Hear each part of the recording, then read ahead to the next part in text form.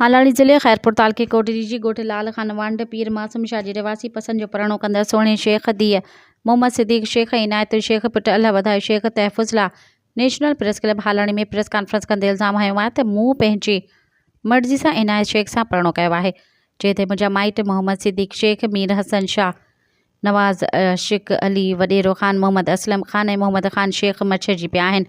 मुड़ुस ऐं उन्हनि जे भाइरनि ख़िलाफ़ कूड़ा केस दाख़िल कराए मुंहिंजे ॾेरनि खे बिना ॾोह जे गिरफ़्तार करे छॾियो आहे। असांखे मौतमार धमकियूं ॾेई रहिया आहिनि, जिन मां मूंखे ऐं मुंहिंजे मुड़ुस खे जानी ख़तरो आहे। हुननि SSP खैरपुर ऐं वस वारनि खे अपील कई त नोटिस वठी तहफ़ुज़ ॾिनो वञे। मज़ीद ख़बरनि ऐं तफ़सीलात लाइ विज़िट कयो असांजी वेबसाइट www.awamiNewsHD.com ऐं ॾिसंदा रहो अवामी न्यूज़ HD।